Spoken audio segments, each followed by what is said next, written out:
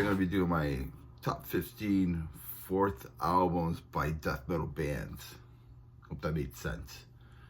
So this is the fourth album by death metal bands. So let's get this going. Number 15, I have 6 Feet Under, True Carnage from 2001 on Metal Blade. This is like maybe the beginning of the end for Chris Barnes and whoever joins him. It's the vocals on this album. The vocals are the problem. I think this is the beginning of the E that he started doing. So yeah, so number 15, I have 6 Feet Under, True Carnage. Number 14, I have Pestilence, Sphere from 1993 on Roadrunner Records. I just don't like this album. There's like too many interludes, and I think the production on here is bad. In 1984, the band broke up. 14-year hiatus from 1994 to the next album was 2008. Number 13, I have Dismember, Death Metal from 1994. Yeah, this is like a death and roll style album, just really bad production.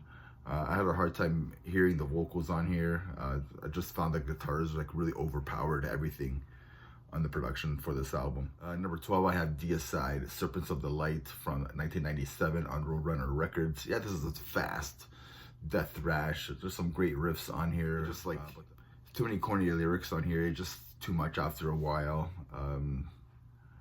I mean, you can only sing about, like I said, Satan and anti-religion, whatever you want to call it, for so long. It just became really corny. You know, just sing something else, please, Glenn. Just sing something else, right? So number 12, I have Deicide, Serpent of the Light. Number 11, I have Entombed, to Ride, Shoot Straight, and Speak the Truth from 1997. Yeah, I mean, the creators of like death and roll from Sweden. They are probably, They is probably the best song on this album. To me, it sounds like death metal meets COC, Corrosion of Conformity. It's a very interesting album to me. So number 11, I have Entombed, To Write, Shoot Straight, and Speak the Truth. Number 10, I have Morbid Angel, Domination from 1995 on Giant Records. Yeah, David Vincent left the band in 1996. Not a big fan of the vocals effects on this album. We have Eric Gruton. He enters the band and he plays guitar and keyboards as well on here. To be honest, I find the album kind of boring. So number 10, I have Morbid Angel, Domination. Number 9, I have Cryptopsy, and Then You'll Beg from 2000. This was on Century Media. Technical death metal from Quebec, from Montreal, Quebec, Canada. It's the last album with Mike DeSalvo on vocals. He departed after a portion of the. He left after a portion of a supporting tour. I guess he just like grabbed his backpack and said, "See you guys." So, I mean, it's an okay album. It's a really hard album. I find it a really hard album to get into. The Voice of Unreason is probably my favorite track on this album. So number 9, I have Cryptopsy, and Then You'll Beg. Number 8, I have Bolt Thrower, The Fourth Crusade from 1992 on Earache Records. Killer artwork, and Colin Richardson produced the album. They added some groove to this album. I think this is like the start of their trademark sound going forward. Ambers and This Time It's War are killer tracks on this album. So number 8, I have Bolt Thrower, The Fourth Crusade. Number 7, I have Obituary, World Demise from 1994 on Roadrunner Records. This was produced by Scott Burns. It has a slower pace, more of a groove oriented compared to their previous albums. I think it's a good album. I remember watching the video for Don't Care, and I became like an instant fan of Obituary. But Slowly We Rot was the first album that I bought from this band, and So Lost and Solid State are probably my favorite tracks on this album. Number 6, I have Napalm Death, Utopia, Banished from 1992 on Earache Records. It's more of a grindcore album compared to their previous release, which was more of a straightforward death metal album. It's the first album to feature Danny Herrera on drums, following the departure of Mike Harris.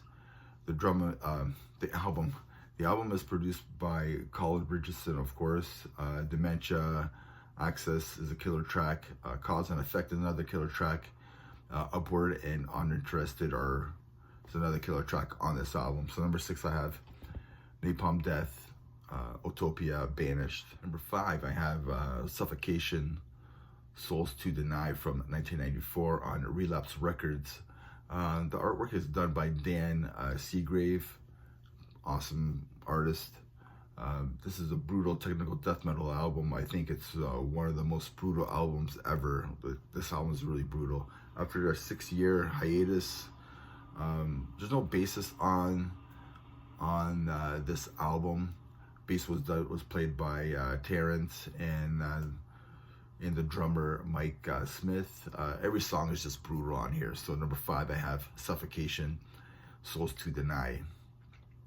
Number 4, I have Gorguts, From Wisdom to Hate from 2001. This avant-garde technical death metal band from Quebec. This is a great album. They broke up in 2005 after this album, but Luc Lemay reformed the band in 2008. Yeah, every song on here is fucked up. I don't even know what's going on. I don't even know what I'm listening to. I just know it just sounds really good.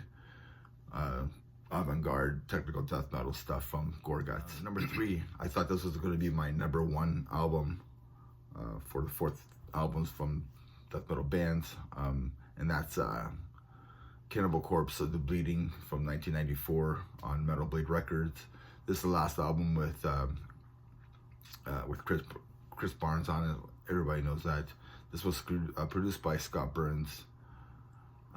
It's catchy, more groove-oriented songwriting on this album. It's the 5th best-selling death metal album out there, and it is for a reason.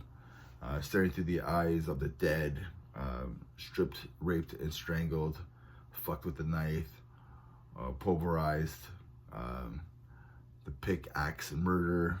I mean, what an album. It's a brutal album, but it's catchy and there's a lot of groove in it. So number 3, I have Cannibal Corpse, The Bleeding. Number 2, I have Carcass, Heartwork from 1993 on Earache Records. This was produced by Colin Richardson.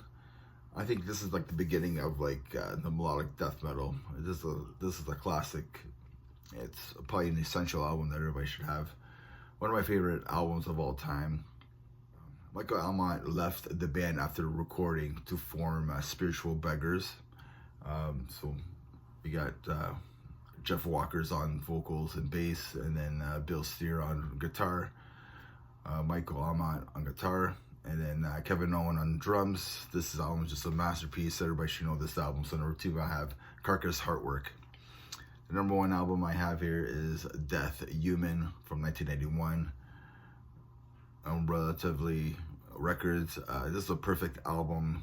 It's probably the beginning of the progressive death metal for Chuck and the band. It's a change of direction on this album compared to the previous releases. They added the guys from Cynic on here, going for more of a progressive style with Chuck and Death to continue the approach. They continued the approach of like this on their next albums. So yeah, Scott Burns produced this album. Steve DiGiorio left after recording, but he would return for individual thought pattern. This is my top 15 4th albums by death metal bands. Let me know what you think. Have some comments. Let me know what your at least top 5 are. And remember, everybody, metal never dies. Cheers.